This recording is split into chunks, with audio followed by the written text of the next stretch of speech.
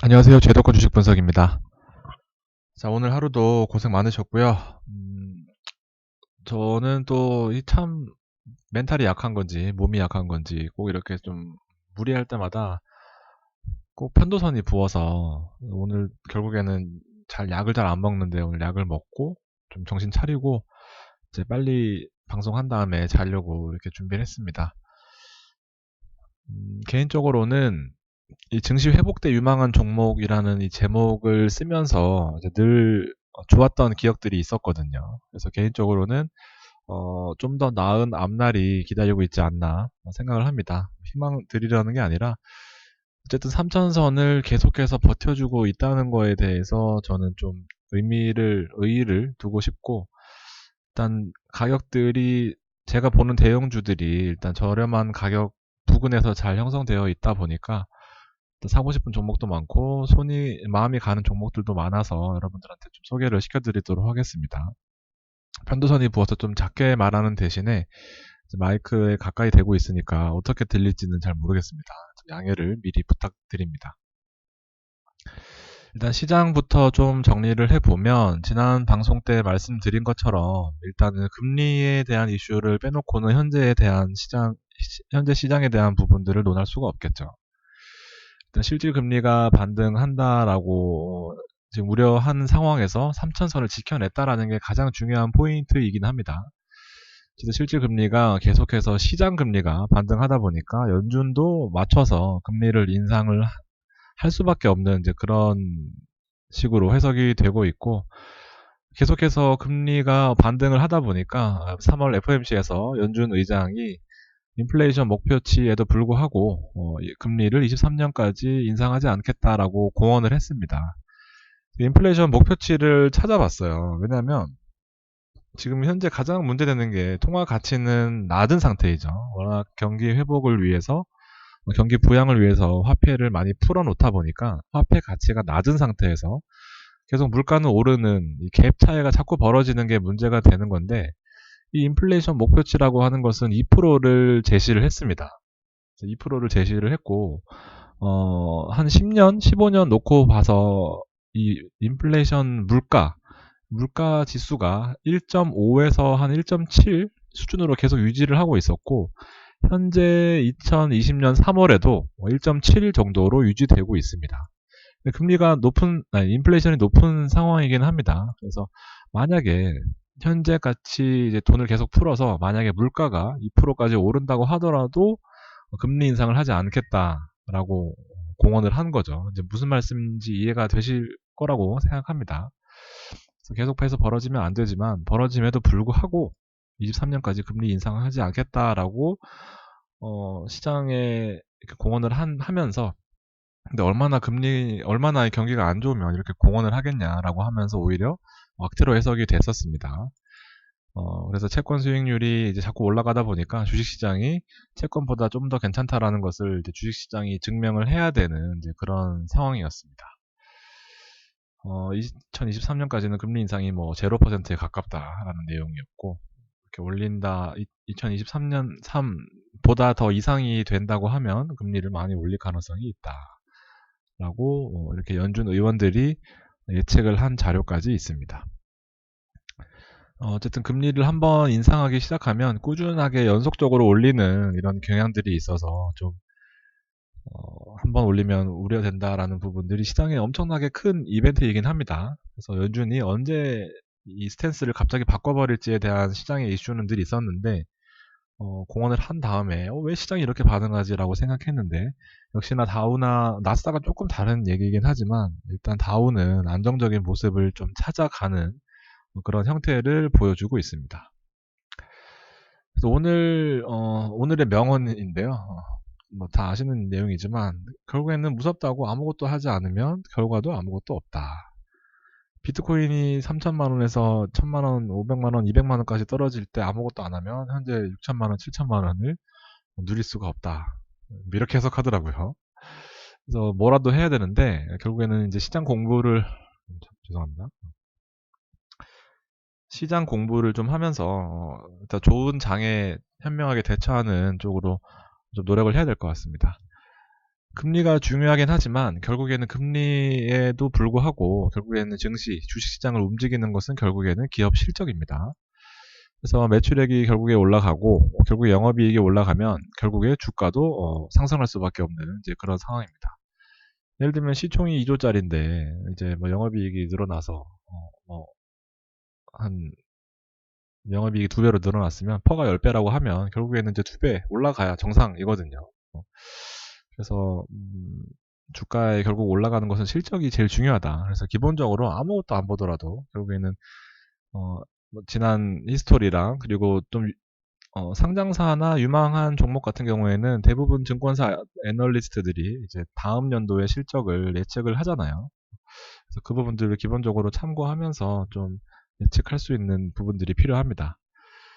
어쨌든 이런 상황인데 미국에서의 현재 상황은 일단 연준은 계속해서 지금 법인세 인상을 하겠다라고 발언을 하고 있습니다. 결국에는 세금을 올리겠다고 했어요. 왜냐하면 바이든 대통령이 기존의 공약이 결국에는 법인세를 인상하고 세수 확대를 통해서 경기를 정상화시키겠다, 건강한 경기로 만들겠다라는 게 공약이었거든요. 공약, 공약. 그래서 어제 밤에도 결국엔 인프라 투자를 위해서 세수를 확대하겠다라고 주장을 하고 있습니다. 그래서 대형주 같은 경우에는 좀 덜 밀렸지만 중소기업 같은 경우에는 하락폭이 좀 컸다라는 기사를 봤습니다. 현재 법인세가 21%인데 결국에 28%까지 증세할 경우에는 EPS 주당 순이익이 약 9% 정도 감소할 것이라는 데이터도 있었습니다. 그래서 일단 좀 악재긴 하죠. 이런 부분들이. 그래서 오늘 여러 가지 이슈에도 불구하고 어쨌든 경기 불안 심리를 결국에는 경제 지표가 막아줬습니다. PMI 제조업 지수나 서비스업 지수가 잘 나오면서 일단 경기가 아직까지는 문제 없다라고 해석하고 있는 그런 상황입니다. 말씀드렸다시피 결국에는 실적이 중요하고 우리나라를 봤을 때는 오늘 3천선에서 계속 등락하면서 결국에는 3,008로 마감했습니다. 3천을 지켜주는 게 저한테는 굉장히 의미가 크거든요. 왜냐하면 한 200명 가까운 손님이 계시는데 뭐 저랑 통화를 하면 결국에 3천선이 무너지면 그때 도망가야 된다라고 이제 말씀을 계속 드려가지고 함천이 강하게 깨진다라는 것은 저한테도 개인적으로는 큰 리스크입니다. 아침에 좀 오르는 것 같다가 계속 후반에 빠지는 게 결국 외국인이 이제 매도하면서 좀 포지션을 축소하는 부분들이 있습니다. 그래서 본격적으로 외국인이 이끄는 대형주 시장은 아니지만 그래도 버텨주는 것만으로도 감사한 시장이 지속이 되고 있습니다. 어쨌든 조금 흔들릴지언정 결국에는 1분기 대비해서 2분기 경기 모멘텀, 실적 모멘텀이 1분기 대비해서 나아질 것이다라는 전문가들의 예측이 있고요. 오늘 중국은 특히 제가 중국을 최근에 많이 신경을 쓰고 있는데 경기 관련해서 차이나 베이지북, 미국 베이지북은 잘 아시죠? 경기에 대한 전망과 현 상태를 짚어보는 그런 레포트입니다. 그래서 경기가 건강해졌다고 중국 자체가 표현을 했습니다. 그래서 어쨌든 실적이 나아질 종목들로 잘 가지고 있으면 잔파도는 좀 흔들릴지언정 결국에는 침몰하지 않고 반드시 다시 일어날 것이다 라는 큰 방향성은 잘 설정해 두시면 좋을 것 같습니다. 이 좀 짜잘하게 계속 흔들리면 이 주식 못하거든요. 이 비트코인 하시는 분 특히나 좀 심한 것 같아요. 6,500에서 7,000, 6,000에서 7,000 왔다 갔다 하는 것 같아요. 엄청 많이 오르긴 했죠. 근데 이거 매일매일 100만원, 200만원 뛰는 거에 이거 잠 못 자고 밤에 본다고 달라질 거는 없거든요. 근데 이렇게 되면 마음만 조급해지고, 오르면 팔면 오르고, 사면 떨어지는 이제 그런 엇박자가 나올 수밖에 없는 겁니다. S&P 같은 경우에는 일단 주요 지지선에서 잘 버텨주고 있습니다. 어쨌든 21선에서 지금 단기 5일선이 하향하는 데드크로스가 나오지 않은 상태에서 일단 이번 주를 잘 마무리하는 것이 가장 중요해 보입니다. 어쨌든 뭐 단기끼리는 짧게 볼 때는 이슈가 어느 정도 고정되어 있는 상황에서 짧게 경기를 볼 때는 이렇게 21선이 있는 와중에 5일선이 이렇게 내려가는 거는 좀 아무리 차트를 안 본다고 해도 이런 부분들은 좀 걸리거든요. 그래서 이렇게 뚫고 올라오는 게 좋아서 내려갔다가 올라오는 게 더 좋을 수도 있지만 일단은 안 무너지는 게 현재로서는 더 견조한 모습을 보여준다라고 볼 수 있을 것 같고 아스탁 같은 경우에는 일단 조금 다른 모양새긴 합니다. 좀 등락폭이 큰 편이에요. 등락폭이 좀 큰 편이고 주봉으로 봐서도 윗꼬리가 좀 긴 차트는 별로 없었거든요. 여태까지 계속 우상향하는 모양새에서는 이 윗꼬리가 달리는 차트들이 별로 없었는데 개인적으로 윗꼬리는 안 좋은 차트 중에 하나라고 생각합니다. 그래서 일단 이번 주까지 해서 4주 연속으로 지금 뭐 윗꼬리가 좀 긴 모습을 보여주고 있습니다. 10년채 같은 경우에는 채권 가격 제가 자주 말씀드렸죠. 금리가 올라가면 채권 가격이 떨어집니다. 왜냐하면 채권이라는 거는 만기까지 가지고 있는 사람한테 이자를 다 주는 개념이잖아요. 그래서 채권 금리가 올라가면 어쨌든 가격이 떨어진다는 것은 요만큼 채권 금리가 높기 때문에 채권을 조금만 보유를 해도 이 금리가 높아가지고 결국에는 이 만기까지 가져가면 수익 똑같기 때문에 금리가 높아지면 채권을 싸게 사도 결국에는 만기까지 가져가는데 금리 똑같기 때문에 반대로 간다라고 생각하시면 됩니다. 채권 가격이 떨어졌다라는 것은 금리가 올라갔다라는 뜻이고 최근에 다시 채권 가격이 올라갔다라고 하는 것은 금리가 조금 하락하고 있구나라고 해석할 수 있습니다. 그래서 증시로 따져보면 채권 가격이 좀 올라가는 측면이 우리한테는 좀 도움이 될 것이다. 금리가 떨어지니까 라고 해석할 수 있을 것 같아요. 그래서 최근 트렌드는 여러 가지 우려했던 부분들을 좀 상쇄시켜주는 방향으로 움직이고 있다. 라는 내용입니다. 이 내용이 뒤에 많은데 벌써 목이 아파서 큰일입니다. 중국 같은 경우에도 지금 아주 중요한 포인트에서 제일 반등을 해주고 있어요. 중국 관련주, 우리가 대표적으로 보는 게 화장품주와 강원랜드나, 호텔신라 같은 거 지금 보고 있습니다. 개인적으로. 코스피가 3천 선에서 지금 등락을 계속 거듭하고 있습니다. 그래서 지금 전반적인 시장 분위기는 나쁘지 않다 보니까 어쨌든 좀 크게 우려할 상황은 아닌 것 같아요. 근데 언제 한 번에 무너질지 모르지만 일단 나올 이슈는 다 나와 있기 때문에 일단 금리에 조금 요동치는 것에 대해서도 어느 정도 면역이 생기지 않았나 생각합니다.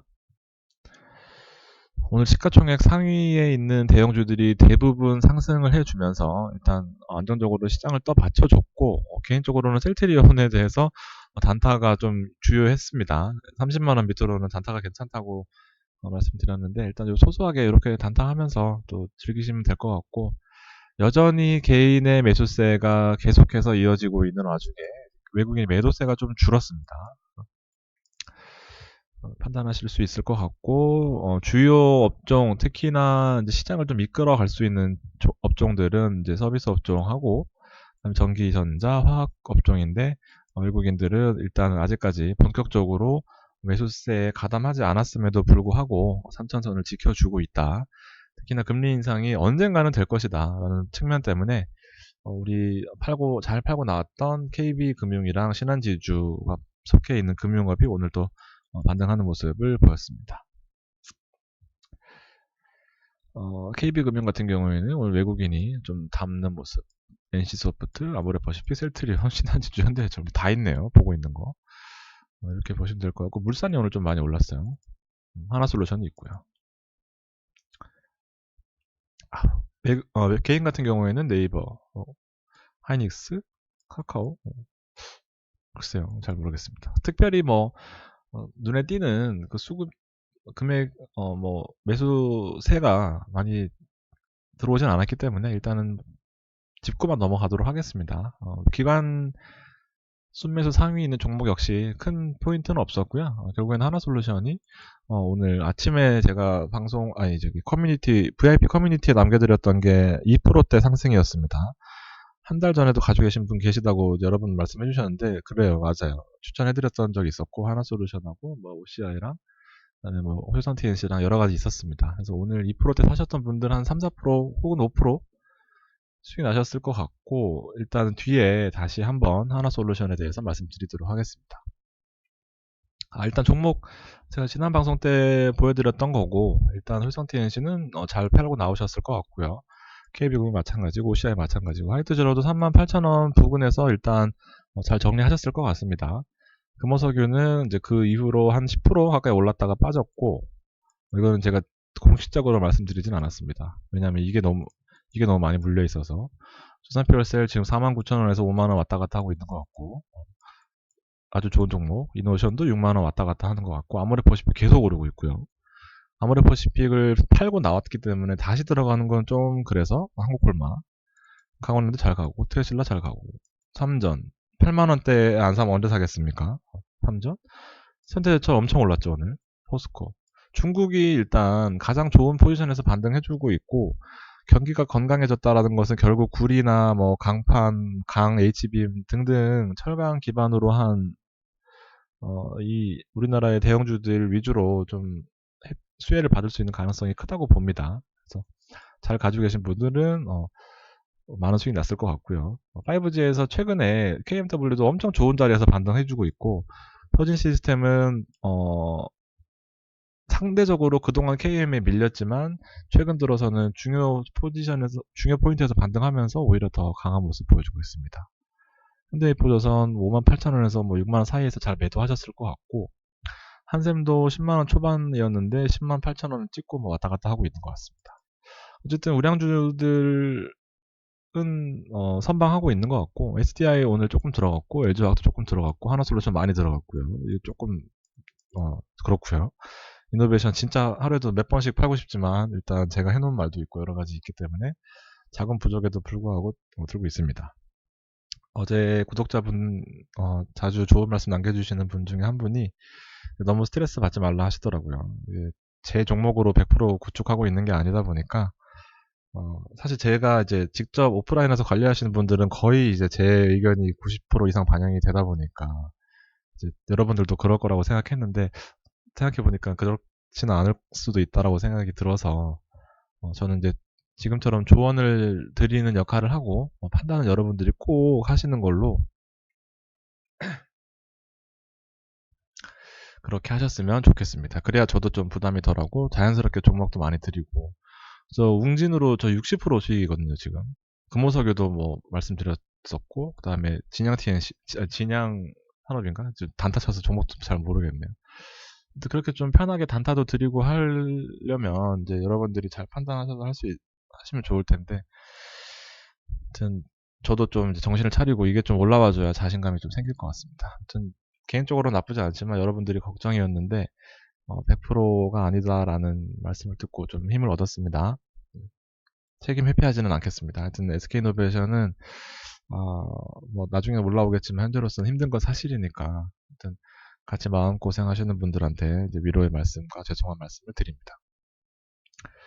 자, 종목들 몇 개 보고 마무리하겠습니다. 일단 효성 TNC 같은 경우에는 진짜 결국에는 40만원대 우리 진짜 마음고생 하셨을 거예요. 왔다 갔다 하면서. 결국에는 목표했던 60만원 찍고 내려왔습니다. 결국에는. 60만원 찍어보니까 70만원 갈 것 같기도 한데, 일단 오늘 매도 사인을 드렸어요. 잘 빠졌을 것 같고, 어느 한 분 손실 보신 분이 없으셔야 정상입니다. 효성 TNC로는. 그래서 SK이노베이션 빠진 만큼 개인적으로 효성 TNC가 올라왔거든요. 그래서 좀 만회가 되셨으면 합니다. 축하드리고, 두산퓨얼셀 같은 경우에도 5만원 이거는 여러분들 저 원망 안 하시죠? 58,000원, 6만원 잘 팔고 나왔을 겁니다. 그래서 그 이후로 5만원 초반까지 내려와서 물타기를 하는 것도 괜찮다라고 의견을 드린 바 있습니다. 차트가 아주 아름다운 모습을 하고 있어요.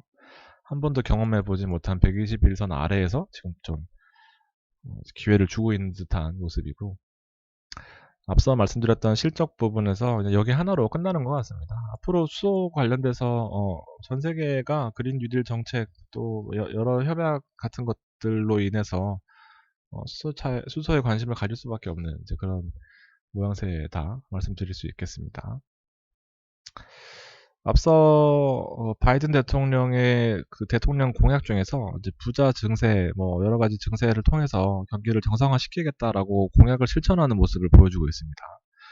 바이든 대통령이 가장 중요시하는 부분이 또 환경 문제거든요. OCI나 그 하나솔루션 같은 것들은 기본적으로 그린 뉴딜 정책에 가장 잘 부합하는 태양광, 그리고 수소, 전기, 좀 깨끗한 에너지를 추구하는 그런 회사들입니다. 특히나 OCI는 정말 그동안 걱정 없이 계속 올라주다가 결국에는 13만 원까지 찍고 어느 정도 수익 실현을 하고 조정세가 잠시 있었지만 다시 밀리고 있거든요. 이제 이런 것들은 대부분 수익이실 테니까 일단은 다 나오는 걸로 하고 제가 그렇게 의견을 드렸던 걸로 기억합니다. 여러분들한테도. 그래서 크게 걱정은 안 하고 결국에는 다음 타자입니다. 오늘 하나솔루션을 제가 VIP 멤버십 여러분들한테 하나솔루션을 염치불구하고 드린다고 하면서 드렸는데 목이 차트가 일단 아름다운 모습을 하고 있어요. 하나솔루션은 우리 만 원대부터 2만 원, 3만 원대까지 사고 팔고 했다가 결국에 좀 손 놓고 있다가 제가 한 달 전쯤에 드렸었고 뭐 손해 보신 분 뭐 이 사이에 있겠죠. 이 사이에 있고 뭐 이 사이에도 있고 어쨌든 그 수준까지 회복하지 않았나 생각합니다. 물론 조금 더 높은 5만 원대도 있을 것 같아요. 계실 것 같아요. 근데 뭐 사실 요새 같은 장에 5% 6% 올라버리면 한 번에 뭐 많이 할 수 있는 금액이니까 뭐 크게 걱정은 안 하고 이 회사 같은 경우에는 사업 보고서에 있는 사업 분야를 보면 일단 크게 제가 먼저 요약을 해드리면 태양광이 기본적으로 있습니다. OCI처럼. 그리고 수소 테마도 있습니다. 태양 전지를 바탕으로 수소 연료의 바탕이 되는 그런 산업도 가지고 있습니다. 그래서 신재생 산업에 있어서 대표 주자였습니다. 그래서 하나솔루션하고 OCI를 자주 추천을 드렸고 여기 내용 보면 석유화학 산업을 기본 모태로 태양광 그리고 첨단 소재 신재생 사업을 영위하고 있습니다. 그리고 워낙 공룡 회사다 보니까 계열사를 100 몇 개 이상 거느리고 있고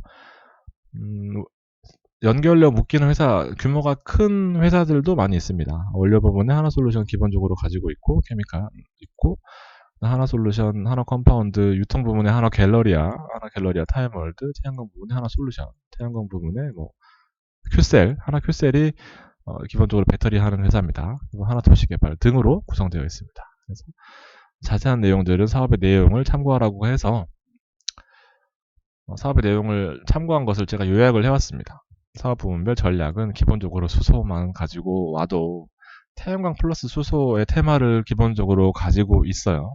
이건 뭐 여러분이 읽어보시면 될 것 같고 아주 정성 들여서 잘 본인들의 사업 계획을 써놓은 것 같아서 제가 여러분하고 공유하고 싶어서 오늘 장 끝나고 공부한 내용들을 가지고 온 겁니다. 뭐 그린 수소, 좋은 수소 얘기 많이 있고요. 그래서 재무 상태표를 일단 보면 45기가 2018년이고 올해 작년 2020년도에 사업했던 내역들을 3월 17일 날 이제 공시를 했습니다. 따끈따끈한 내용이고 일단 뭐 자산 사이즈로 봐서는 크게 변함 없이 잘 유지를 하고 있는데 제가 오늘 이걸 물어봤어요. 제가 친한 회계사한테 매각 예정 자산에 눈에 띄게 이제 많이 늘었거든요. 그래서 이런 부분들이 뭐 건물일 수도 있고 부동산일 수도 있고 뭐 여러 가지일 수도 있지만 분명히 재무 구조에 도움이 될 것 같아요. 그래서 어떤 지금 부동산 경기도 많이 올라와 있으니까 이런 것들을 팔면 재무 구조에 당연한 얘기지만 혹시나 다른 의견이 있을까봐 물어봤는데 분명히 재무 구조에는 도움이 될 것이다 얘기를 하더라고요. 그래서 오케이 그러면 재무 상태표에서는 좋은 포인트를 제가 스스로 발견했다라고 판단을 했고 그래서 손익계산서를 봐서도 일단 매출액 같은 경우에 아까 보셨지만 큰 이슈가 없다고 하더라도 영업이익은 큰 폭으로 개선이 되고 있다라는 게 보입니다. 그래서 어떤 자세한 내용까지는 뭐 제가 파헤칠 필요는 없어서 그렇게 보진 않았지만 왜냐면 회계 감사인들이 작성한 내용이니까 뭐 사기칠 일은 없겠죠. 특히나 이런 대형 회사는. 그래서 영업이익도 많이 증가할 것이다. 기본적으로 1차 스크래핑에는 일단 뭐 통과하는 부분들이 많이 있고 연결된 포함 회사 수가 200개네요. 내용들이 괜찮은 것 같아요. 그래서 이런 테마도 가지고 있고 해서 여러분들한테 일단 종목부터 먼저 드리고 뒤늦게 피드백을 드리고 있습니다. 괜찮을 것 같다라는 생각이에요. 한국콜마 같은 경우에도 일단 56,900원에 제가 일단 넘어갔습니다. 앞에 하나솔루션 넘어갔고요. 아모레퍼시픽 같은 경우에 일단 워낙 좋은 성과를 계속 내고 있어요. 결국에는 중국이거든요. 결국에는 중국. 그래서 아모레퍼시픽 우리 18만원대 엄청 고생했다가 한 3, 4만원에 잘 팔고 나온 것 같습니다. 여기네요, 여기. 기억납니다. 그래서 뭐 왔다 갔다 하고 있었고 계속 올랐습니다. 그래서 저는 이제는 아모레퍼시픽은 놓아주고 한국 콜마로 보자라고 해서 한국 콜마로 드리고 있는 그런 현실이고 물산도 오늘 많이 올라줬어요. 차트가 아주 예쁘죠. 그래서 이렇게 밑에서 우량주들이 놀고 있는 거는 아주 좋은 기회입니다. 장만 안 빠져주면 반드시 반등하게 되어 있어요. 아이고, 허리 아파. 이 마이크에 가까이 대고 있다 보니까 참 몸이 지금 나이가 들다 보니까 죄송합니다. 저보다 연세가 많으신 분도 계실 것 같아서 취소하겠습니다. 아무튼 삼성물산 좋은 것 같고 현대해철도 오늘 올랐어요. 현대해철과 포스코 같은 경우에는 앞서 중국이 회복되고 경기가 정상화되는 측면에서는 일단 이 기본 뭐라 그러더라 경제 기반 기초시설 기반시설 그렇죠. 기초 소재들이 많이 필요할 것인데 기본적으로 구리 가격에 연동해서 지금 어쨌든 그 화폐 가치가 낮아지면 지금 원유가 많이 올라 있잖아요. 똑같은 원유라도 화폐 가치가 낮기 때문에 더 많은 달러를 줘야 살 수 있는 거예요. 그래서 가격은 자연스럽게 올라갈 수밖에 없고 마찬가지입니다. 구리 가격도 어쨌든 달러로 계산이 되는 경우가 많거든요. 그래서 왜냐면 중국 위안화로 결제되기도 합니다. 제가 이거 브로커리지를 해봐서 알아요. 근데 기본적으로 달러로 계산된다고 했을 경우에는 달러 가치가 낮은 상태에서는 구리 가격이 올라갈 것이고 구리 가격이 올라간다고 하는 것은 아무래도 이런 구리를 파는 회사한테는 마진 개선의 여지가 좀 더 크다라고 판단합니다. 중국 올라가면 강원랜드. 지금 뭐 일단 대부분 수익이실 거고 26,000원, 27,000원에서 왔다 갔다 하고 있습니다. 24,000~25,000원에 대부분 포진해 계실 거예요. 일단 어떤 액션은 취하지 않고 조금 더 지켜보는 걸로 하고 있습니다. 호텔신라도 지금 88,000원 부근에서 제가 매도 의견을 드렸었고 높게 보시는 분은 92,000원까지 말씀드렸는데 일단 뭐 참고하시면 좋을 것 같습니다. 단타로 셀트리온 말을 못하겠어요 이제 SDI 있습니다. 이제 좀 좋은 구간에 오고 있어요. 그래서 오늘 조금 미리 샀는데요. 여러분들도 좀 참고하시면 좋을 것 같습니다. 결국에는 배터리예요. 2차 전지 배터리 외국에서 아무리 스스로 한다고 해도 쉽지 않습니다. 자주 말씀드렸기 때문에 짧게 하고 넘어가고 일단 오늘 여기까지 하겠습니다. 무기 이거 지우려다가 안 지웠어요. 오늘 오를 수도 있잖아요. 그래서 지우지 않았고 아무튼 여러분들도 행복한 상상하시면서 이 힘든 부분들을 좀 잘 이겨내셨으면 좋겠습니다. 오늘도 긴 방송 들어주셔서 감사드리고요. 주말 잘 쉬시고 다음 주에 뵙겠습니다. 이번 주에 저 고향 가거든요. 그래서 잘 쉬고 오겠습니다. 다음 주에 뵙겠습니다. 감사합니다.